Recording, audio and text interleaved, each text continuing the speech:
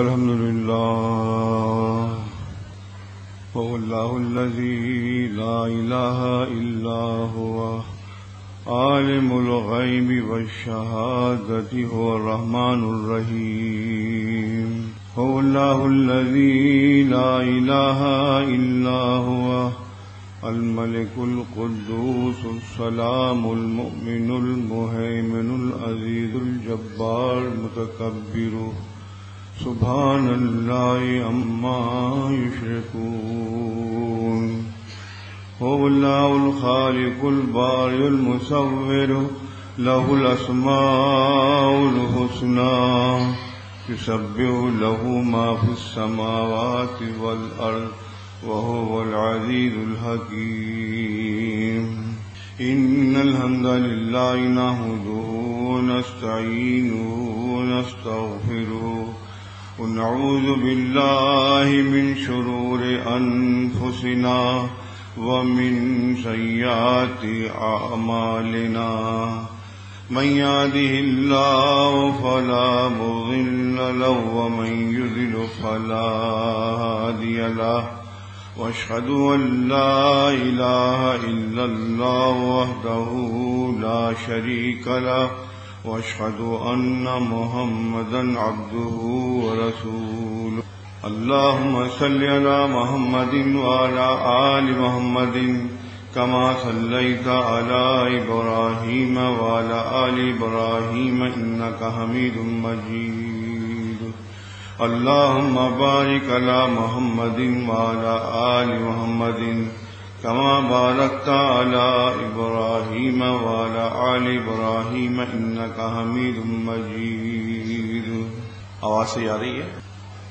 اسلام ایک ایسا دین ہے کہ کسی زمانے میں بالکل ختم، کہیں پر بھی اسلام کا پرچار نہیں تھا.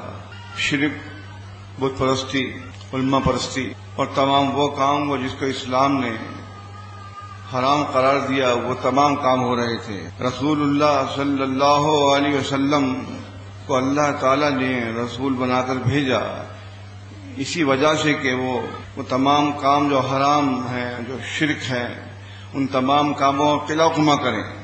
ایسے مشکل حالات میں اللہ تعالیٰ کے دین کو بلند کرنا بہت ہی مشکل اور بہت کٹھن کام تھا. اللہ تعالیٰ نے اس کی مثال قرآن مجید میں دی.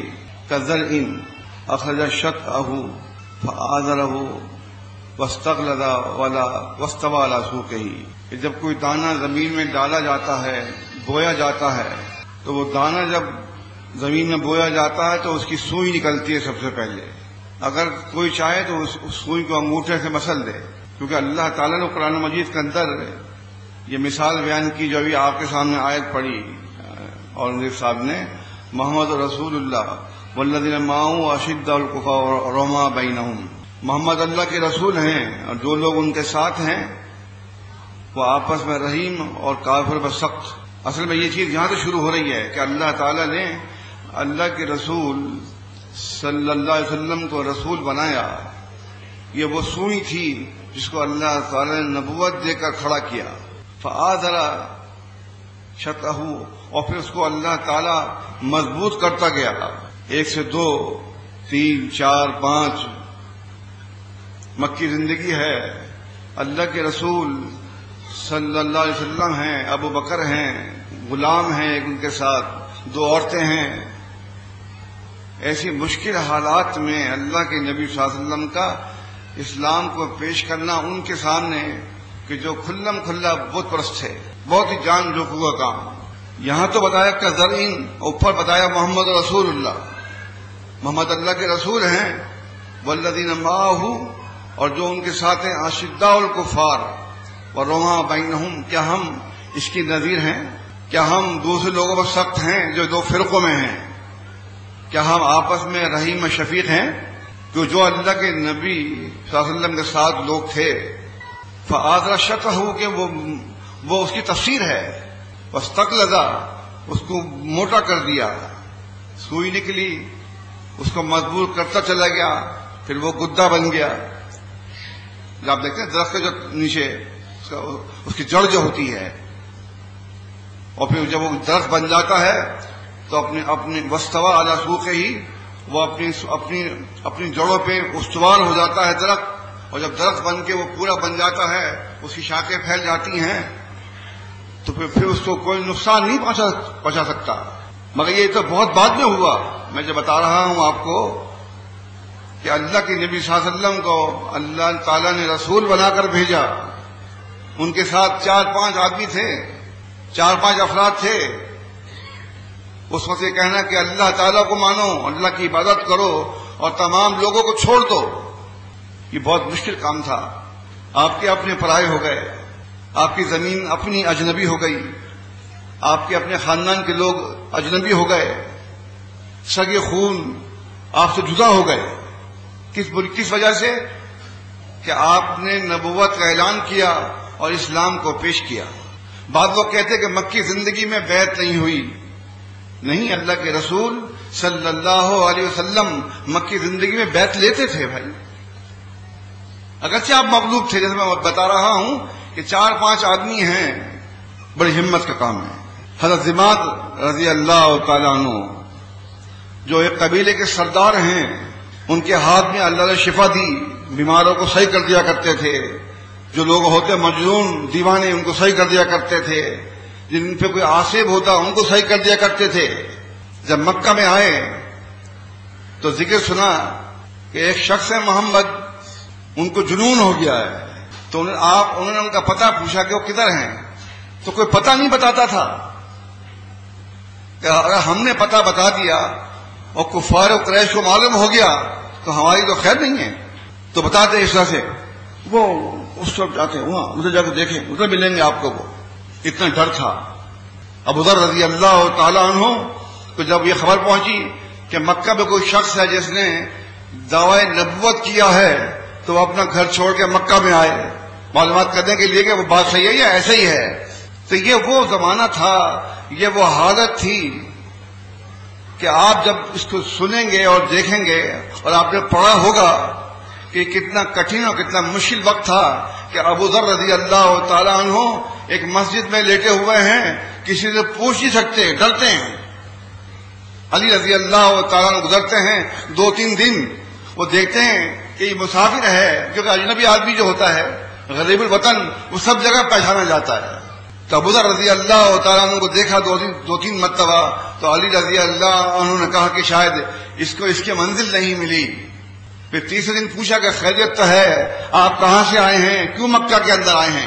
چھوٹا سا تھا شہر مکہ اس زمانے میں۔ انہوں نے کہا اگر تم مجھے وعدہ دو تو میں تمہیں بتاتا ہوں کہ میں مکہ میں کیوں آیا ہوں۔ انہوں نے کہا ہاں میرا وعدہ، میں کسی کو نہیں بتاؤں گا۔ کہنے لگے میں نے سنا ہے یہاں پر کوئی صحابہ ہیں جو کہتے کہ میں نبی ہوں، کیا آپ مجھے اس کا پتہ بتا سکتے ہیں؟ انہوں نے کہا کہ آپ صحیح جگہ پر پہنچ گئے، کہنے ایسا کریں آپ میرے پیچھے آ جائیں، اگر میں کہیں خطرہ محسوس کروں گا تو میں ایسے کھڑا ہو جاؤں جیسے میں پیشاب کر رہا ہوں یا جوتی صحیح کر رہا ہوں، لیکن تم چلتے رہنا، تم رک مت جانا۔ اتنا خوف کا عالم تھا، آپ دیکھیں۔ تو اسی زمانے میں حضرت ضماد جو تھے وہ بھی آئے اور ان کو بتایا، تو وہ پہنچے اور کہا کہ یا محمد، اللہ تعالیٰ نے میرے ہاتھ میں بڑی شفا دی ہے، میں نے سنا ہے کہ آپ دیوانے ہو گئے ہیں، آپ مجنون ہو گئے ہیں، کیا ہے آپ کیا کہتے ہیں؟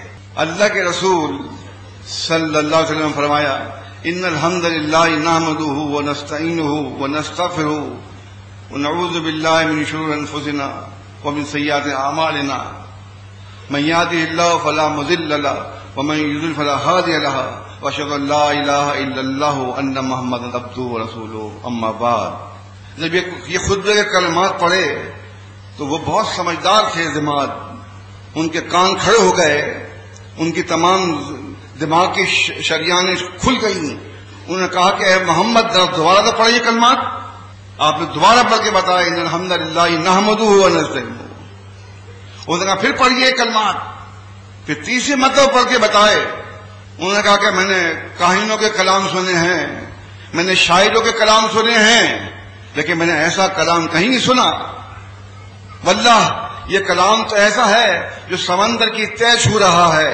دیکھیے بات یہ ہے کہ جو آدمی بھی حق کی تلاش میں نکلتا ہے اور اس کو حق کی تلاش ہو تو اللہ تعالیٰ اس کی مدد کرتا ہے. کیونکہ ان کے ذہن میں یہ بات تھی کہ وہ شاید دیوانے ہیں، تو مجنون ہیں، پتہ نہیں کون صاحب ہیں. لا، میں ایسے جیسے میں اور لوگوں کا علاج کرتا ہوں میں ان کا بھی علاج کروں گا.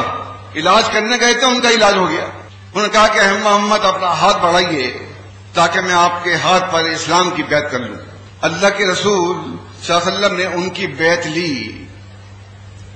آپ نے فرمایا کہ اے اعتماد، کیا آپ اپنی قوم کی بیعت نہیں کرو گے؟ میں کہا ہاں، میں اپنی قوم کی بیعت بھی کرتا ہوں. تو معلوم یہ ہوا کہ اللہ کے رسول صلی اللہ علیہ وسلم جس زمانے میں مغلوب تھے، آپ کے ہاتھ میں نہ اقتدار تھا، نہ حکومت تھی، نہ غلبہ، نہ طاقت، کچھ بھی آپ کے پاس نہیں تھا، لیکن آپ نے مکی زندگی میں بیعت لی. اس کا مطلب ہے کہ بیعت کی بڑی اہمیت ہے.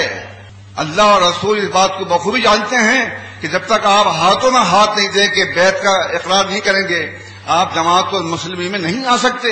تو جماعت رضی اللہ تعالیٰ عنہ بیعت کر کے آپ نے فرمایا کہ میں ابھی مغلوب ہوں، واپس چلے جاؤ. احمد میں الفاظ آئیں یہ، جب دیکھو کہ میں غالب ہو گیا ہوں تو واپس آ جانا. سنن کبریٰ بہقی فتح الباری میں اور کئی کتابوں میں نقل کیا ہے جس کی سند قوی ہے. جابر رضی اللہ تعالیٰ نے بیان کرتے ہیں، مکث رسول اللہ صلی اللہ علیہ وسلم بمکہ 10 سنین. اللہ کے رسول صلی اللہ علیہ وسلم مکہ میں 10 سال رہے. یعنی کہ بعض موقع پہ ایسا ہوتا ہے، یہ قاعدہ ہے عرب کا کہ جو چھوٹا ہنسا ہے اس کو حذف کر دیتے ہیں، بڑا بتا دیتے ہیں. مطلب ویسے آپ کی 13 سال ہیں، لیکن یہاں پر 10 سنین کہہ کے 10 سال کہا ہے، لیکن اصل میں 13 سال رہے ہیں آپ مکہ کے اندر.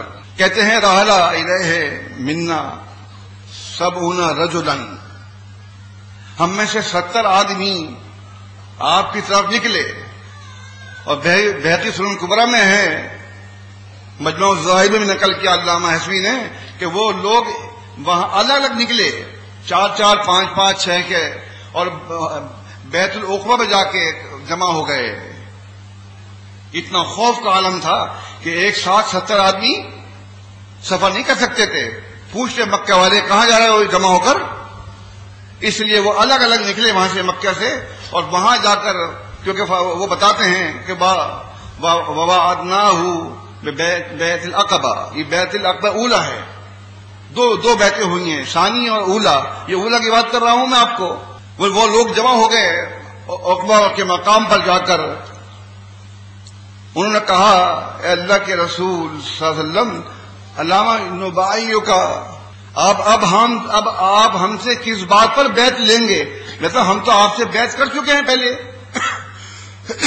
اب آپ نے ہمیں بلایا ہے تو اب بیعت کی کیا شکل ہے، کیا صورت ہے؟ کیونکہ وہ بیعت تو اسلام کی تھی، ٹھیک ہے نا، جو حضرت جماعت سے کی آپ نے. لیکن یہاں بھی اس حدیث سے بھی معلوم ہو رہا ہے کہ وہ 70 آدمی پہلے آپ سے بیعت کر چکے تھے، لیکن آپ نے ان کو پھر بلایا بیعت کے لیے. تو پھر وہ پوچھنے لگے کہ اللہ کے نبی صلی اللہ علیہ وسلم، ہم تو آپ کے ہاتھ پہ بیعت کر چکے ہیں، تو اب آپ نے ہمیں کس بیعت کے لیے بلایا ہے؟ اب کون سی بیعت کرنی ہے؟ فرمایا آپ کیونکہ وعدناہ بیت العقبہ. تو فرمایا اللہ کے نبی صلی اللہ علیہ وسلم نے علی السمع والطاعۃ، اب میں تمہیں اس لیے جمع کیا ہے کہ میں تم سے سننے پر اور فرما برداری کرنے پر بیعت لوں گا. علی السمع والطاعۃ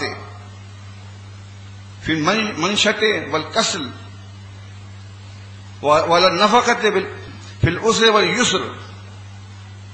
فرمایا اللہ کے نبی صلی اللہ علیہ وسلم نے سننے اور اطاعت پر، سمینا و اطعنا کہنے پر، کہ جب میں تمہیں کسی وقت آواز دوں، تمہیں بلاؤں، تم سے کسی قسم کی مدد چاہوں، تو تم کہو گے ہم نے سنا اور ہم مانیں گے. اس بات پہ بیعت دے رہا ہوں. فی المنشۃ والکسل، اور خوشی میں اور ناخوشی کے موقع پر اگر میرا حکم تمہارے پاس آتا ہے تو تم میرا حکم مانو گے. وعلی النفقۃ فی العسر والیسر، اور سختی میں اور آسانی میں خرچ کرنے میں تم سے میں بیعت دے رہا ہوں کہ جب کبھی ضرورت پڑے گی خرچے کی، پیسے کی، تو تم میری مدد کرو گے.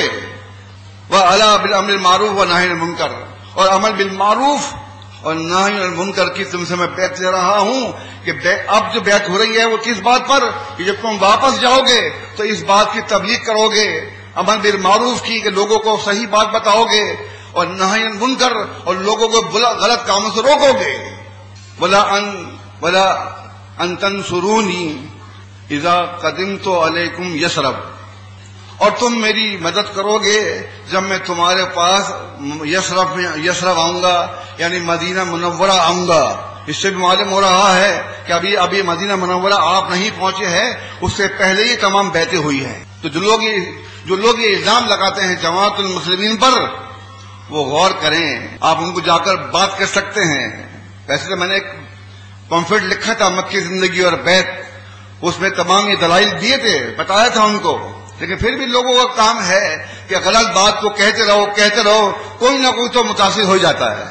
تو فرمایا اللہ کے نبی صلی اللہ علیہ وسلم نے ان تنصرونی اذا قدمت علیکم یثرب، کہ جب میں تمہارے پاس یثرب میں آؤں گا تو تم پر یہ بھی لازم ہے، اس بات میں تم سے بیعت لے رہا ہوں کہ تم میری مدد کرو گے۔ عبادہ بن صامت رضی اللہ عنہ کہتے ہیں، یہ حدیث جو میں نے پڑھی آپ کے سامنے سنن کبریٰ بہقی میں ہے، فتح الباری کے اندر موجود ہے، اس میں حوالہ دیا انہوں نے سنن کبریٰ بہقی کا۔ عبادہ بن صامت رضی اللہ عنہ کہتے ہیں بایعنا رسول اللہ صلی اللہ علیہ وسلم علی السمع والطاعۃ، ہم نے اللہ کے رسول صلی اللہ علیہ وسلم سے بیعت کی سننے پر اور ماننے پر، کہ ہم سنیں گے اور آپ کی فرما برداری کریں گے، اس پر ہم نے بیعت کی آپ سے۔ اور جب آپ ہمارے پاس مدینہ میں آئیں گے، یثرب میں آئیں گے، تو ہم آپ کی مدد کریں گے۔ تیسری روایت جو ابو موسیٰ اشعری رضی اللہ عنہ بیان کرتے ہیں، کہتے ہیں کہ اللہ کے رسول صلی اللہ علیہ وسلم بیت العقبہ اولا پہ جا کے جمع ہو گئے۔ قال ابو امامہ اسد بن زرارہ نے کہا کہ یا محمد صل لربک ولنفسک اما شئت، اے محمد جو آپ اپنے رب کے لیے اور اپنی ذات خاص کے لیے جو چیز چاہتے ہیں، جس کا آپ ارادہ کرتے ہیں، آپ سوال کیجئے۔ فرمایا اللہ کے رسول صلی اللہ علیہ وسلم نے اسألکم لربی ان تعبدوہ ولا تشرکوا بہ شیئا، میں تم سے سوال کرتا ہوں اپنے رب کے بارے میں کہ تم اسی کی عبادت کرنا اور اس کے ساتھ ذرہ برابر شرک مت کرنا۔ واسألکم لنفسی ولاصحابی، اور میں اپنے لیے اور اپنے اصحاب کے لیے تم سے سوال کرتا ہوں، کس بات پر؟ وتمنعوا مما تمنعون انفسکم وازواجکم، کہ تم مجھے ان تمام کاموں سے بچاؤ گے، ان مصیبتوں سے بچاؤ گے جس طرح تم اپنے نفس کا دفاع کرتے ہو، اپنی بیوی بچوں کا دفاع کرتے ہو، ایسے ہی تم میرا ساتھ دو گے۔ تو گویا معلوم یہ ہوا کہ اللہ کے رسول صلی اللہ علیہ وسلم نے مکی زندگی میں بیت العقبہ اولا پر بیعت لی۔ کس بات پر بیعت لی؟ اسلام کی بیعت لی اور سماع و طاعت کی بھی بیعت لی۔ یہ اہمیت ہے بیعت کی اہمیت۔ اگر آپ بیعت کی اہمیت کو نہیں سمجھیں گے تو بیعت کسی وقت بھی آپ توڑ دیں گے۔ بیعت توڑنے کے لیے نہیں ہے۔ اب آتے ہیں مدینہ کی طرف۔ صحیح بخاری کی حدیث ہے، ایک شخص نے آپ کے ہاتھ پر بیعت کی اور بیعت کرنے کے بعد اس کو اچانک بخار چڑھ گیا۔ جب اس کو بخار چڑھا تو جانتے ہی آپ کو پھر شیطان اپنا کام کرتا ہے، اس کو یہ باور کراتا ہے کہ تم نے اسلام قبول کر لیا ہے، تم نے محمد کے ہاتھ سے بیعت کر لی ہے، وہ تمہیں اسی وجہ سے بخار چڑھا ہوا ہے، جاؤ محمد کی بیعت توڑ دو۔ وہ شخص آیا اور اس نے کہا کہ یا محمد اے محمد آپ اپنی بیعت واپس لے لیں۔ لیکن اللہ کے رسول صلی اللہ علیہ وسلم کبھی بیعت واپس نہیں لیتے تھے۔ آپ لوگ خود بیعت توڑتے ہیں، نہ امیر کبھی کسی سے بیعت کرتا کہ لاؤ میری بیعت واپس کر دو، ایسا نہیں ہے۔ وہ اپنے فعل سے اس عہد کو توڑ دیتا ہے جب اس نے امیر کے ہاتھوں میں ہاتھ دے کے کیا تھا، یا اللہ کے نبی صلی اللہ علیہ وسلم کے ہاتھوں میں ہاتھ صحابہ نے دیا تھا، لیکن وہ صحابہ کرام رضی اللہ عنہ ورضوا عنہ انہوں نے کبھی بیعت نہیں توڑی۔ جو بیعت کی وہ قیامت تک مرتے دم تک ان کے ساتھ رہی، کبھی انہوں نے بیعت کا انکار نہیں کیا، کبھی ایسے کام نہیں کیے کہ وہ ان کے بیعت ٹوٹ جائے۔ تمام صحابہ کرام عدول صدوق ہوتے ہیں، سچے ہوتے ہیں، اپنی رائے سے کوئی بات نہیں کہتے، وہ وہی کہتے ہیں جو اللہ کے نبی صلی اللہ علیہ وسلم فرمایا ہوتا ہے۔ یہ بات یاد رکھیں آپ۔ صحیح مسلم کی حدیث ہے، جملہ مترجہ، عائشہ صدیقہ رضی اللہ تعالی عنہا طاہرہ مطہرہ سے ان کے شاگرد مسروق نے پوچھا کہ اماں عائشہ جن برتنوں میں شراب پی جاتی تھی ذرا مجھے ان کی خبر دیجیے۔ تو عائشہ صدیقہ رضی اللہ عنہا نے دو برتن بتائے اور دو نہیں بتائے، 4 برتن ہیں ویسے. تو مسروق نے کہا کہ اما عائشہ آپ نے 2 برتن بتائے ہیں اور 2 اور کا ذکر نہیں کیا، آپ نے کیا وجہ ہے؟ تو ان کے الفاظ سننے کے لائق ہیں. ان کے الفاظ کیا ہے؟ وہ یہ موتی ہیں جن کو ہمیں پرو لینا چاہیے. انہوں نے کہا کہ میں تو وہ بیان کر رہی ہوں جو میرے کانوں نے سنا ہے، تم چاہتے کہ میں وہ بیان کروں جو میں نے نہیں سنا؟ جہاں پر صحابہ کرام رضی اللہ تعالی عنہم کا یہ عالم ہو تو ان سے اس بات کا خدشہ نہیں ہو سکتا کہ وہ کسی قسم کے راہ استعمال کریں گے یا کسی قسم کا جھوٹ بولیں گے. نعوذ باللہ من ذالک. کیونکہ اگر یہ جھوٹ بولنے والے لوگ ہو گئے اور یہ خراب لوگ ہو گئے تو یہ بات کس پہ جائے گی؟ اللہ کے نبی صلی اللہ علیہ وسلم پر بات جائے گی کہ آپ نے اپنی وفات کے بعد ایسے لوگوں کو چھوڑا جیسے کہ ایک فرقہ کہتا ہے. تو اللہ کے نبی صلی اللہ علیہ وسلم نے اس کی بیعت نہیں توڑی. وہ 3 دن تک آتا رہا اور تیسرے دن کے بعد وہ نہیں آیا اور پھر پتہ نہیں چلا کہ وہ کہاں گیا، مدینہ میں رہا یا نہیں رہا.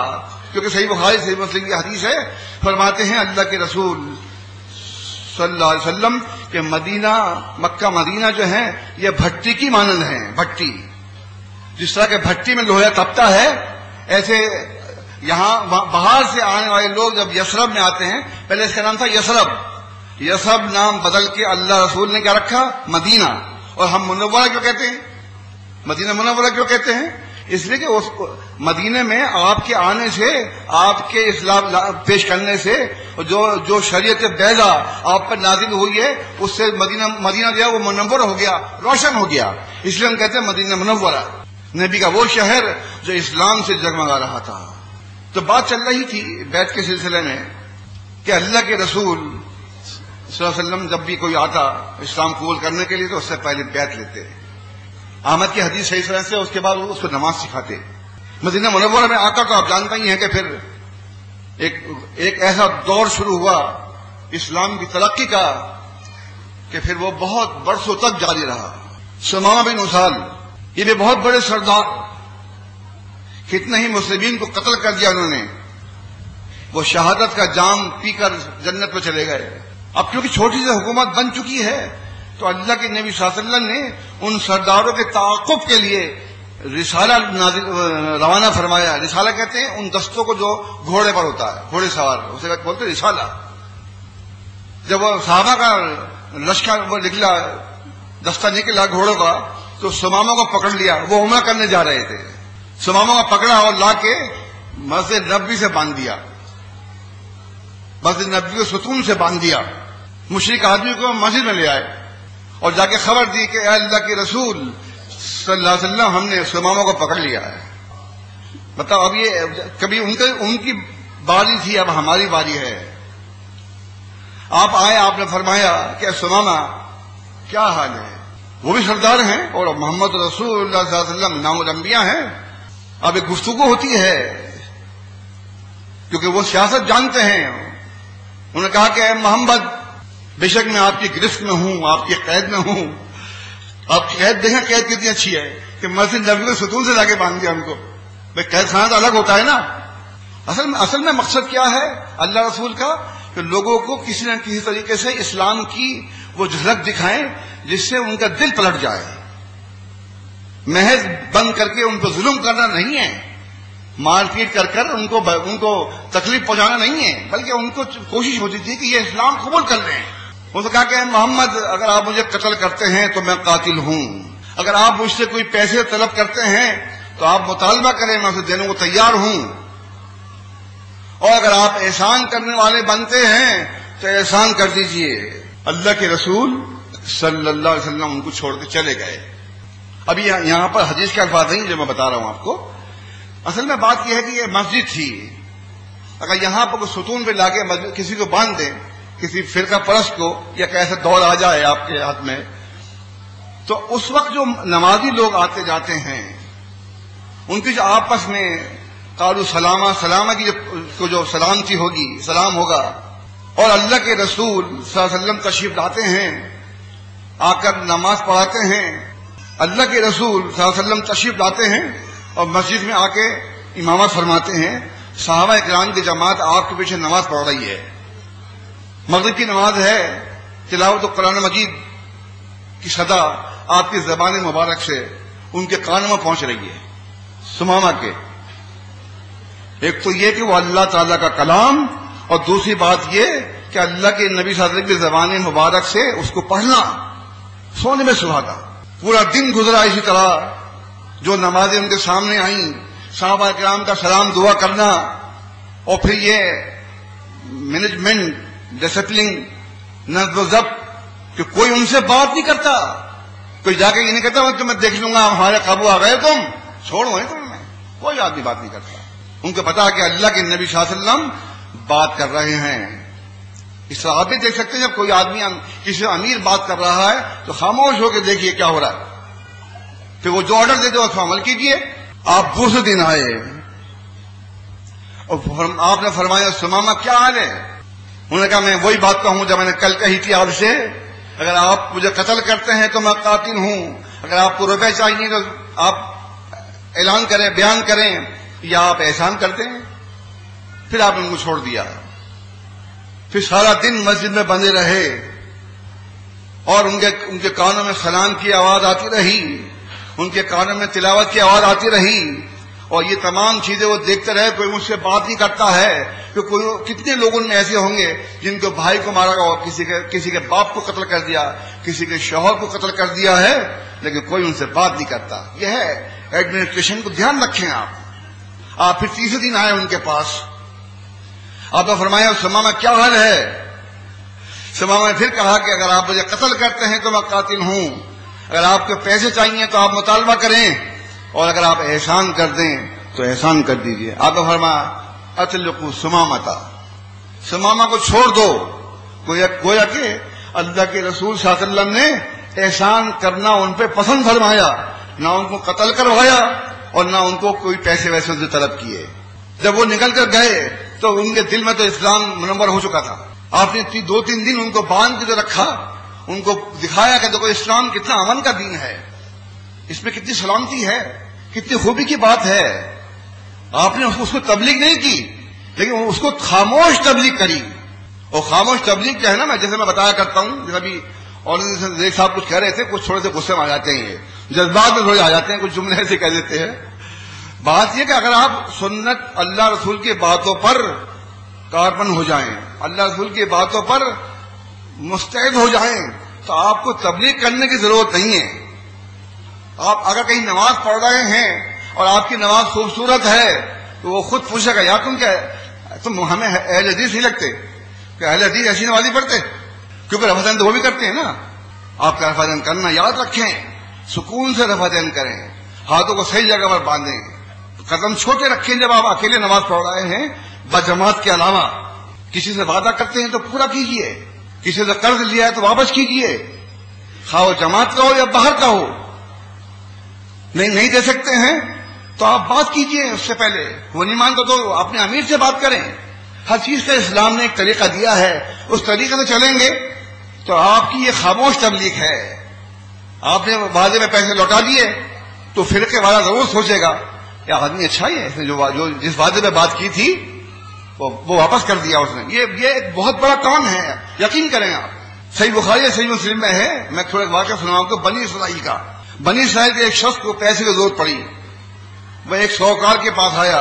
شاہکار اس سے کہا کہ یار مجھے کچھ پیسے ادھار دے دو.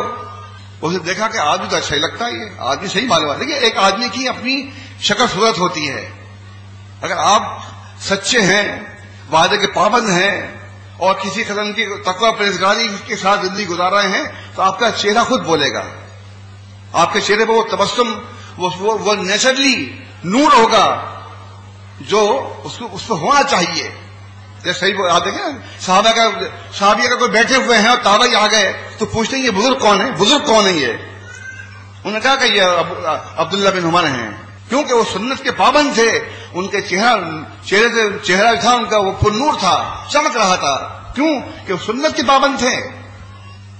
اگر ہم نے جماعت المسلمین کو زندہ کیا ہے، اس کا احیا کیا ہے، تو ہمارا فرض بنتا ہے کہ ہم اپنے اوپر اسلام کو نافذ کریں، باہر نہ جائیں. آپ کو حد دے دی گئی ہے. اس حد سے اگر آپ باہر جاتے ہیں تو گویا آپ نے اپنی مرضی اختیار کی، استعمال کی. غلط ہے یہ. اس نے کہا کہ اچھا چلو ٹھیک ہے، میں تمہیں پیسے دے دیتا ہوں، مجھے گواہ لاؤ اور ضامن لے کر آؤ. یعنی کہ بنی اسرائیل کے زمانے میں بھی قرض دینے پر گواہ بھی ہوتا تھا اور ضامن بھی ہوتا تھا. اس نے کہا کہ اس وقت تو نہ کوئی ضامن ہے نہ کوئی گواہ ہے، اگر آپ بھروسہ کرتے ہیں تو ٹھیک ہے. تو اسے کیا کہا، ٹھیک ہے تمہارا اللہ ضامن ہے، اللہ گواہ ہے، لو یہ پیسے. 500 تھے یا 1000 تھے، ایسے روپے اس کو دیے. وہ آدمی جو ہے دریا پار گیا، وہاں سے اپنا کام کیا. جب وہ واپس آنے لگا تو اس کو کشتی نہیں مل رہی تھی. اب دیکھیے وعدے کی پاسبانی، وعدے کی حفاظت. آپ نے کسی سے وعدہ کیا ہے تو اس کی حفاظت کیسے ہوگی؟ کیا آپ گھر سے نکل کھڑے ہوں یہ سوچ کر میں نے فلاں سے وعدہ کیا مجھے وہاں جانا ہے. وہ اور بات ہے کہ آپ کو بس نہیں ملی، بارش ہو گئی ہے، کوئی طوفان آ گیا ہے، کوئی بہت سی باتیں ہو سکتی ہیں، وہاں آپ مجبور ہوں گے. مگر آپ نے کوشش کی کہ آپ گھر سے نکلے، اسٹاپ پر آئے، یا موٹر سائیکل میں نکلے، موٹر سائیکل خراب ہو گئی، کار میں نکلے، کار پنچر ہو گئی، کوئی بات ہو سکتی ہے، لیکن آپ نے گھر سے نکل کر یہ کوشش کی کہ میں اپنے وعدے پر جو میں نے دیا ہے پہنچ جاؤں. اب وہ بے چین ٹھہر رہا تھا، کیا کروں، میں نے اس سے وعدہ کیا ہوا ہے آج کا اور میں کشتی مجھے مل نہیں رہی ہے. اس نے کیا کیا، اس نے کھجور کا گدا جو تھا اسے لیا، اس گدے کو کھوکھلا کیا، اس میں پیسے رکھے، ایک رکا لکھ کے اس پر رکھ دیا اور اس کو نیچے سے ایسے بنا دیا جیسے کشتی ہوتی نا، تو وہ ایسے ہلنا آتا لیکن وہ ایسے بالکل پلٹتا نہیں تھا. اس زمانے میں ہاتھ کے کاریگر بڑے ہوا کرتے تھے. اور یہ کر کے اسے چھوڑ دیا کہ اللہ تعالیٰ تو ضامن تھا اور تو ہی گواہ تھا، میں تجھے گواہ بنا کر چھوڑ رہا ہوں. کیا توکل ہے. آپ دیکھیں یہ اس بات کی صداقت اور اس بات کی اہمیت اس بات سے ہو رہی ہے کہ اللہ کے رسول صلی اللہ علیہ وسلم جو ہیں صحابہ اکرام کو یہ سنا رہے ہیں تاکہ بنی اسرائیل کا یہ واقعہ سن کے ان کو وعدے کی اہمیت پتہ چلے. جیسے ابھی آپ کے سامنے بیعت کی اہمیت کی ذکر چل رہا ہے. وہ کیا ہوا کہ وہ جو جس سے انہوں نے پیسے لیے تھے اس نے سوچا کہ آدمی تو اچھا تھا یار، وہ پتہ کہاں رہ گیا. وہ ایسے وہ سوچتا ہوا دریا پر آیا تو کیا دیکھتے کہ وہ لکڑی آ رہی ہے بہتی ہوئی. فرماتے اللہ کے نبی صلی اللہ علیہ وسلم اس نے آگے بڑھ کے وہ لکڑی اٹھا لی اور اٹھا کے گھر لے گیا، یہ سوچ کے کہ جلانے میں کام آ جائے گی. جب اس نے کلہاڑی سے اس کو پھاڑا تو اس میں سے روپے نکل آئے اور رکا بھی نکل آیا. اس نے بتایا کہ میں آنے سے قاصر رہا، لہذا میں نے آپ کے پیسے اللہ کو ضامن گواہ بنا کے چھوڑ دیے ہیں، اللہ آپ کو پہنچا دے گا. توکل دیکھیے آپ. اب جب وہ واپس آیا کشتی ملنے کے بعد تو پھر وہاں پر گیا اور جا کے پوچھا اس سے کیا آپ کو روپے مل گئے. اگر کوئی ہوتا پاکستانی تو کہتا بھائی کیسے روپے کب مل گئے، تم نے کہاں بھیجے، کون سی ڈاک لے کر آئی تھی، وہ کھا جاتا. اس نے کہا نہیں الحمدللہ آپ کے روپے مجھے مل گئے. کہنے کا میں اس لیے آیا ہوں آپ سے پوچھنے کے لیے کہ مجھے اللہ پہ بے حد بھروسہ تھا کہ اس نے آپ کو روپے پہنچا دیے ہوں گے، لیکن میں نے پھر بھی یعنی کہ وہ باتیں ضابطے کی کارروائی کے لیے میں آپ کے پاس آیا ہوں کہ آپ کو روپے مل گئے تو ٹھیک ہے. تو دیکھیے یہ ہے وعدے کی پاسبانی. اب ایک واقعہ اور وعدے کے سلسلے میں صحیح مسلم کی حدیث ہے. حذیفہ اور یمان رضی اللہ عنہما دونوں باپ بیٹے جنگ میں شریک ہونے کے لیے مدینہ جا رہے تھے. راستے میں پکڑ لیا کافروں نے ان کو اور کہا کہ تم محمد کے ساتھ جا کے جنگ کرنے کے لیے جا رہے ہو جو ہماری جنگ ہونے والی ہے ابھی. انہوں نے یہ کہہ دیا کہ نہیں ہم تو مدینہ جا رہے ہیں. کیا کہا انہوں نے، ہم تو مدینہ جا رہے ہیں. اچھا انہوں نے کہا کہ تم اگر مدینہ جا رہے ہو ہم سے تم وعدہ کرو تو ہم تمہیں چھوڑ دیں گے. ادھر کافروں میں بھی یہ صفت تھی، یہ صفت موجود تھی کافروں میں بھی. ٹھیک ہے اگر تمہیں مدینہ جانا تم جاؤ، پھر تمہیں نہیں روکتے ہم. اگر تم جنگ میں شریک ہوں گے تو ہم تمہیں جانے نہیں دیں گے جب تک جنگ ختم نہ ہو جائے. وہ دونوں کو چھوڑ دیا. حذیفہ اور یمان رضی اللہ عنہما جس کی آپ حدیث سنتے ہیں تلزم جماعت المسلم امامہم، یہ وہی حذیفہ بن یمان ہے. وہ واپس آئے اور کہا کہ اے اللہ کے رسول صلی اللہ علیہ وسلم ہمیں کافروں نے راستے میں پکڑ لیا تھا، تو وہ کہہ رہے تھے شاید تم جنگ میں شریک ہوں گے محمد کے ساتھ، تو ہم نے ان سے وعدہ کیا کہ ہم تو مدینہ جا رہے ہیں.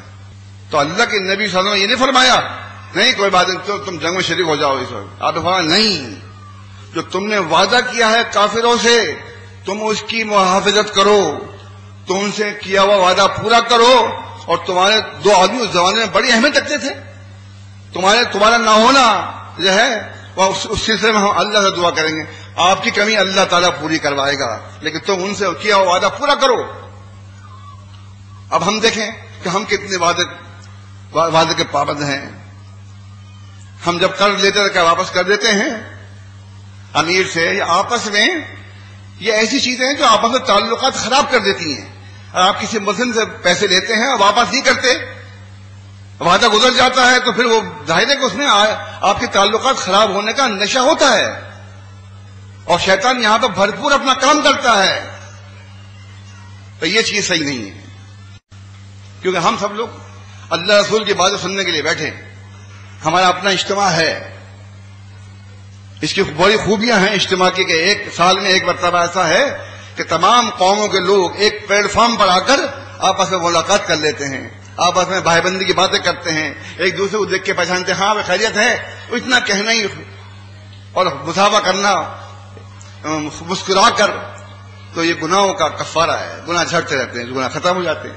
تو اللہ کے رسول صلی اللہ علیہ وسلم نے حضرت سمامہ سے کب بیعت لی؟ جب ان کو چھوڑ دیا اور ان کے دل میں اسلام منور ہو چکا تھا، تو سامنے ہی باغ بیروحہ ابو طلحہ رضی اللہ عنہ کا تھا، وہاں گئے، باغ میں نہائے.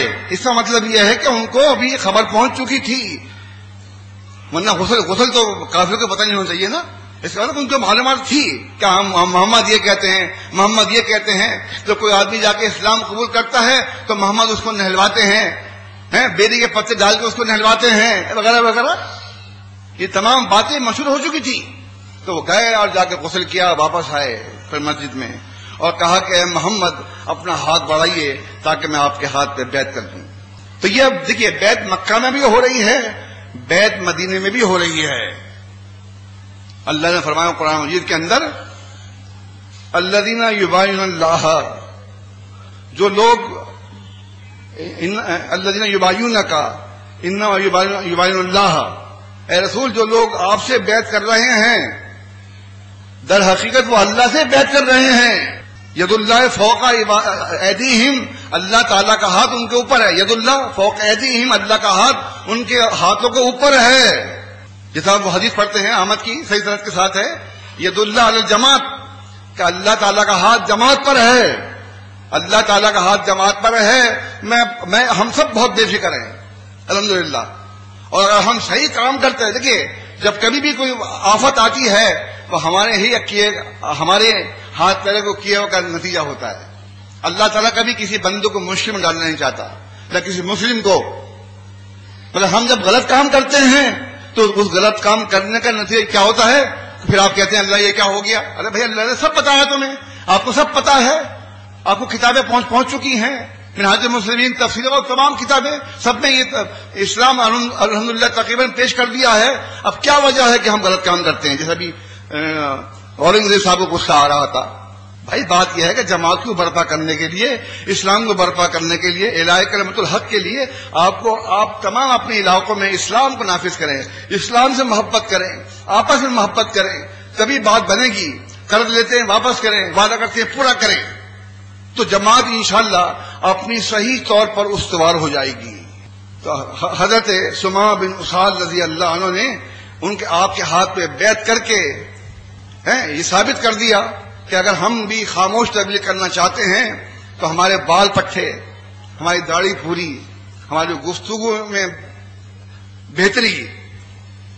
اللہ کے نبی صلی اللہ علیہ وسلم عائشہ صدیقہ طاہرہ مطہرہ رضی اللہ عنہ بیان کرتی ہیں، صحیح بخاری کی حدیث ہے کہ ابو ہریرہ آپ کے حجرے کے پاس آئے اور جلدی جلدی حدیث بیان کی اور چلے گئے.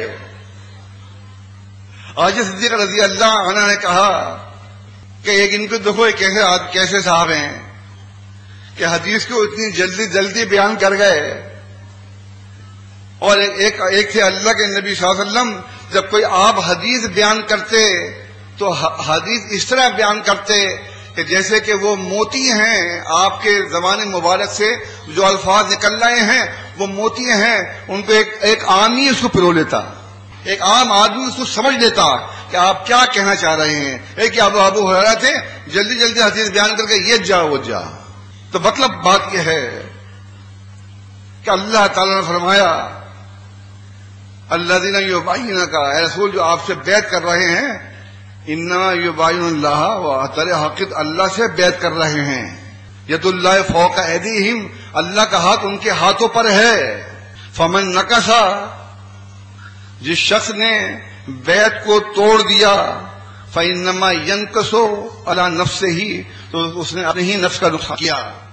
فمن اوفا، اور جس نے اس بیعت کو پورا کیا، بما عاہد علیہ اللہ، جس نے اس بیعت کو پورا کیا جو اس نے عہد کیا ہے، سیؤتیہ اجرا عظیما، تو ان قریب اللہ تعالیٰ ان کو اجر عظیم عطا فرمائے گا. جو لوگ بیعت کرتے ہیں، خواہ نبی کے ہاتھ پہ بیعت کری ہے، خواہ امیر کے ہاتھ پہ بیعت کی ہے، خواہ خلیفہ کے ہاتھ پہ بیعت کی ہے، ان سے بیعت کرنے کے بعد انہوں نے اپنے آپ کو بیچ دیا. بایا یبایع مبایا، تم مانے کیا ہے؟ باہم خرید فروخت کرنا. بیعن مانے بیچنا اور خریدنا، لغت ازداد. تو معلوم یہ ہوا آپ کی بیعت کرنا اللہ کی بیعت کرنا ہے. صحابہ اکرام کو یہ بات کہ یعنی بیعت رضوان کا ذکر کر رہا ہوں آپ سے میں، بیعت رضوان جو آپ نے مدینہ منورہ کے موقع پہ لی. تو یہ جگہ جگہ بیعت کیوں ہو رہی ہیں؟ کیا ان کی کوئی ضرورت نہیں ہے؟ نہیں، ان کی اہمیت تھی تو بیعت ہو رہی ہے. ایک اور جگہ فرمایا اللہ تعالیٰ نے، یا ایھا النبی اذا جاءک المؤمنات یبایعنک، اے نبی جب مومنات عورتیں آپ کے پاس بیعت کرنے کے لیے آتی ہیں، اللہ ان یشرکن باللہ شیئا، یہ بیعت اس چیز پر ہوگی کہ وہ عورتیں اللہ تعالیٰ کے ساتھ ذرہ برابر شرک نہیں کریں گی. یہ نہیں کہ موٹا موٹا شرک تو پکڑا جائے گا اور باریک باریک شرک معاف ہو جائے گا. نہیں، ذرہ برابر شرک جو ہے، ذرہ برابر وہ بھی شرک جو ہوگا وہ بھی اس کی پکڑ ہوگی اللہ تعالیٰ کے ہاں. ولا یسرقنا، اور یہ چوری نہیں کریں گی. ولا یزنینا، زنا نہیں کریں گی. ولا یقتلن اولادہن، اور اپنی اولاد کو قتل نہیں کریں گی. جو یہ تمام کام اس زمانے میں ہوتے تھے. اب اللہ کے رسول، اللہ تعالیٰ اس کا رسول جو ہے عورتوں کی اصلاح فرما رہا ہے، عورتوں کو ان کاموں سے روک رہا ہے جو پہلے کرتی تھیں. اور یہی الفاظ مردوں کے لیے بھی کیے گئے. وَلَيَأْتِينَ بِبُهْتَانٍ يَفْتَرِينَهُ بَيْنَ أَيْدِيهِنَّ وَأَرْجُلِهِنَّ، اور وہ کوئی ایسا کام اپنے ہاتھ پیر سے گھڑ کے نہیں لائیں گی، کسی پہ افطرا پردازی نہیں کریں گی. وَلَيَعْصِينَكَ فِي مَعْرُوفٍ، اور رسول معروف کام میں آپ کی نافرمانی نہیں کریں گی. فَبَايِعْهُنَّ، تو آپ ان سے بیعت لے لیجئے. فَاسْتَغْفِرْ لَهُنَّ اللَّهَ، اور ان کے لیے اللہ تعالیٰ سے بخشش طلب کیجئے کہ آپ جو ہیں چوری نہیں کریں گی، زنا نہیں کریں گی، اپنی اولاد کو قتل نہیں کریں گی، کسی پہ بہتان تراشی نہیں کریں گی، اور معروف کاموں میں آپ کی نافرمانی نہیں کریں گی. اگر یہ تمام باتوں پہ آپ بیعت لے رہے ہیں تو ان سے بیعت لے لیجئے، کیونکہ مومنات آپ کے بعد اس طرح بیعت کرنے کے لیے آتی ہیں. کیا مومن عورتیں تھیں، ہماری عورتیں دیکھیے آپ، کہ میں حیران کرتا تھا کہ ان کو گھر میں واپس بھیج دو، ہمارا اجتماع تو خراب نہ ہو. سوائے امیر صاحب مجھے کہہ بھی رہے تھے کہ عورتوں کو نہ بلایا جائے امیر صاحب، اجتماع ہمارا متاثر ہوتا ہے.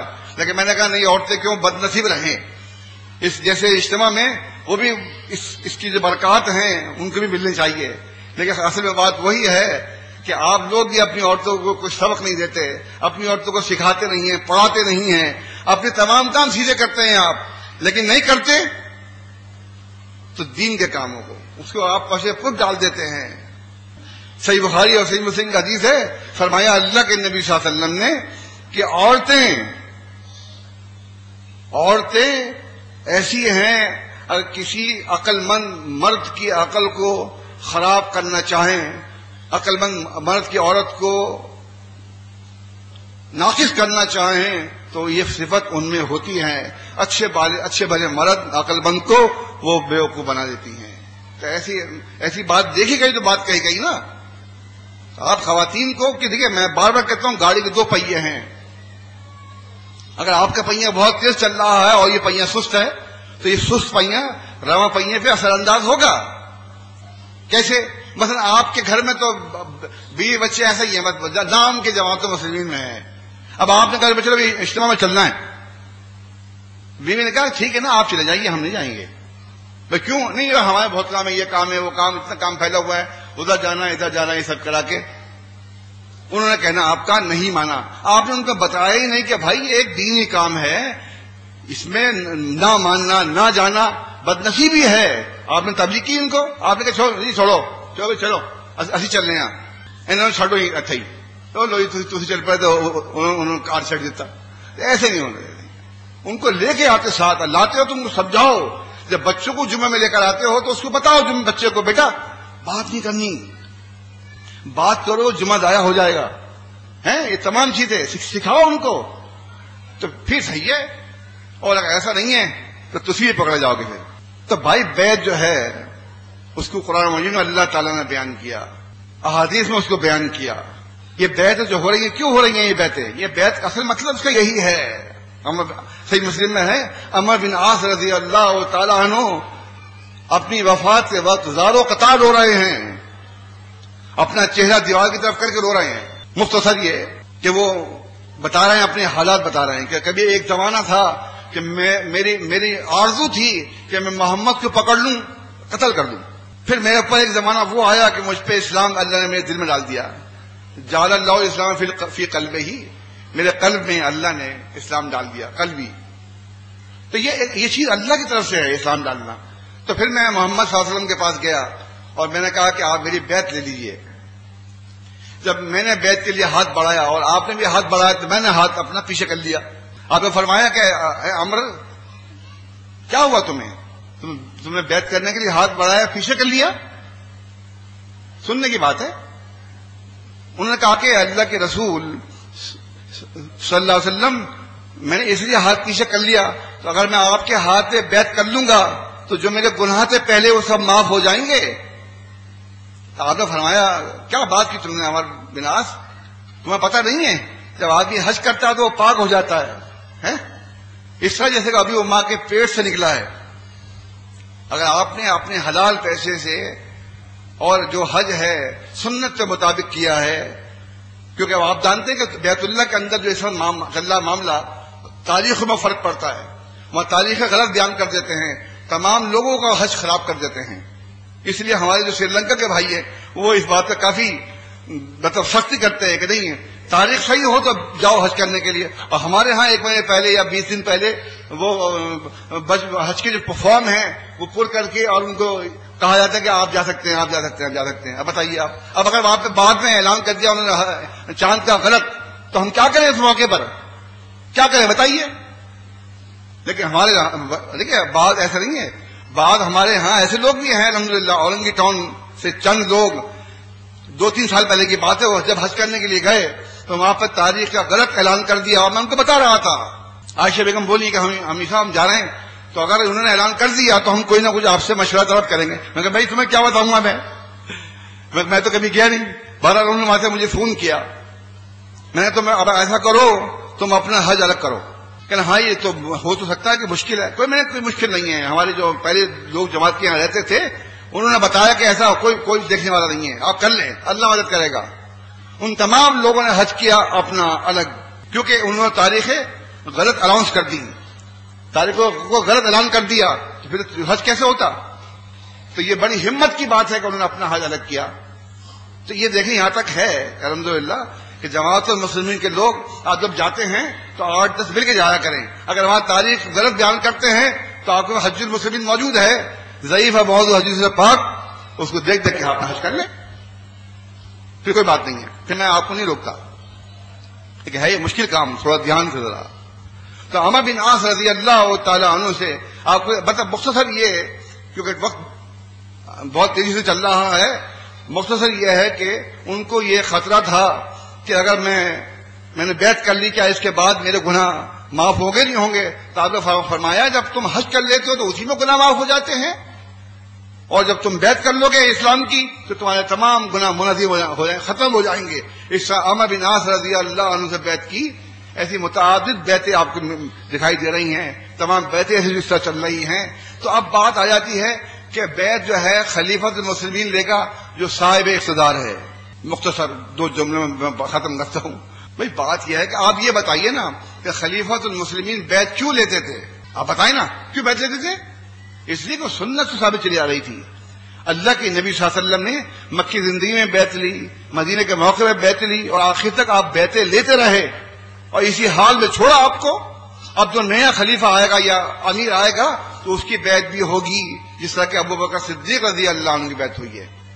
کیونکہ میں نے جو آپ کو مکی زندگی کا حال بتایا وہ اس لیے بتایا کہ اقتدار اور حکومت کے بغیر، طاقت کے بغیر بھی اللہ کے نبی صلی اللہ علیہ وسلم نے اسلام کی بیعت بھی لی ہے اور سماع و طاعت کی بیعت بھی لی ہے. لہذا ان کا یہ مفروضہ ہی بیکار ہو گیا، بیکار ہے. آپ بیعت جو ہیں امیر جو بیعت لیتا مرکزی، یہ کوئی بات نہیں ہے.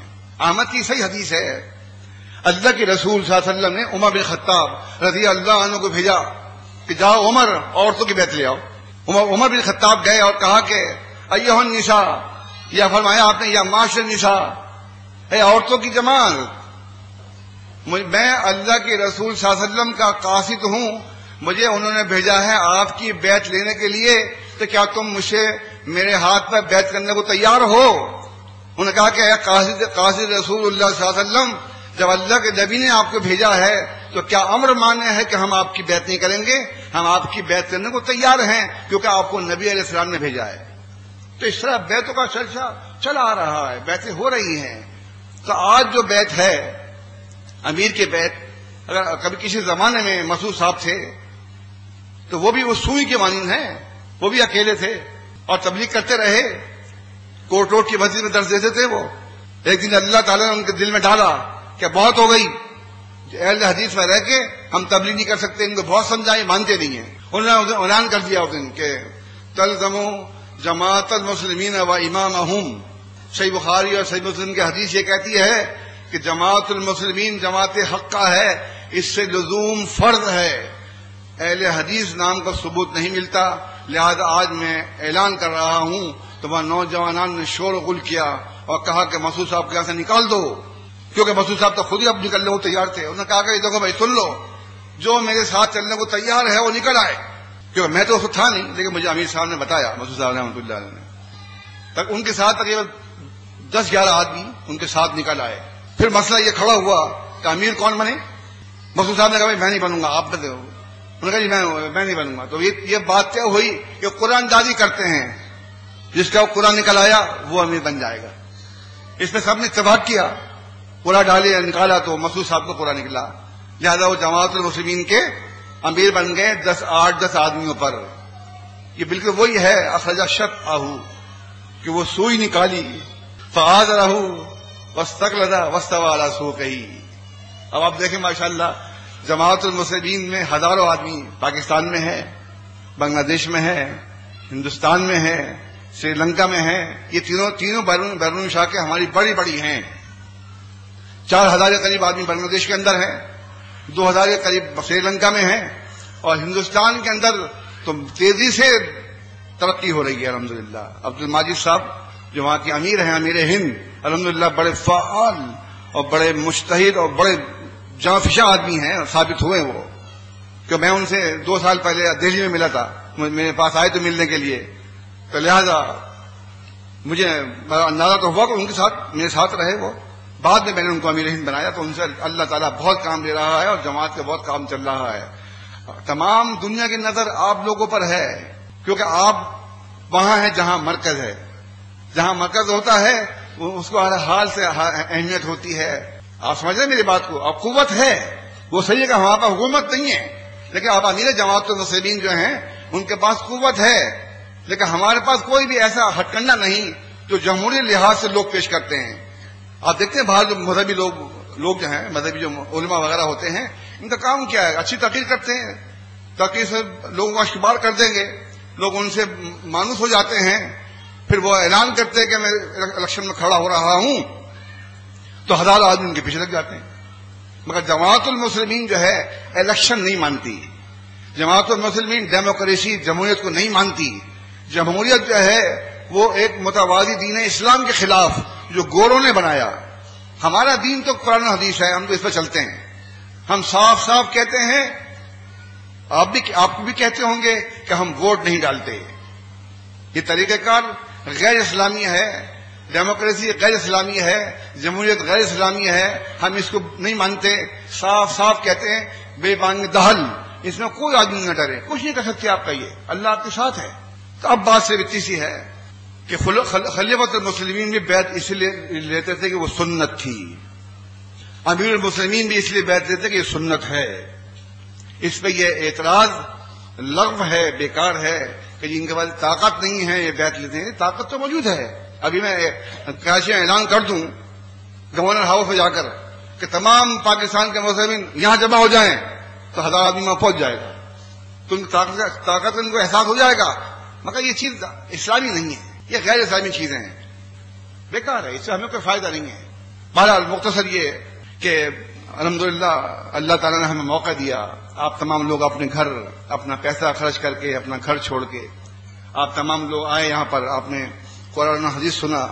رات کی محفل بھی بہت زبردست رہی، بڑا مزہ آیا کہ شاہی صاحب نے بہت سی تبلیغ کی، زین صاحب نے بہت سی تقریر کی، عبد الرحمان عزیزی بہت اچھے مقرر ہیں. پتہ نہیں کیوں، شاید وہ کچھ پتہ نہیں بیمار ہے یا کچھ معلوم نہیں ہو سکا، لیکن اچھا بولتے ہیں وہ بھی. ان کی تقریر بھی اگر انہوں نے تھوڑے سے بولا، انہوں نے تقریر اچھی کی ہے.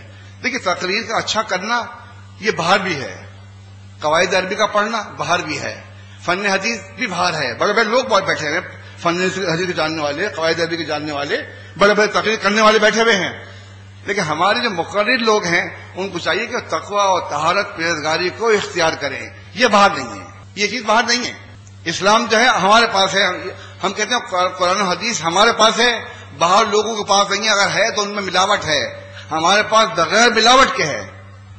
الا للہ دین الخالص، خبردار ہو جاؤ، دین خالص اللہ کا ہے، اللہ کے لیے ہے. تو لہذا جو دین ہمارے پاس ہے وہ خالص ہے، اور اگر آپ اس کو استعمال کریں، اس کو ہاتھ میں لے کے نکلیں. تلوار کو اگر آپ ہاتھ میں لیں گے تو کام کرے گی نا. کینچی کو اگر آپ لے کے کاٹیں گے کپڑا کاٹے گی.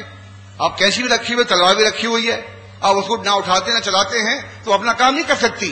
اس سلسلے میں ایک بہترین مضمون لکھا مسعود صاحب رحمۃ اللہ علیہ نے، سورہ ابراہیم میں پڑھے، بہت زبردست مضمون ہے، پڑھ کے آدمی اش ہو جاتا ہے.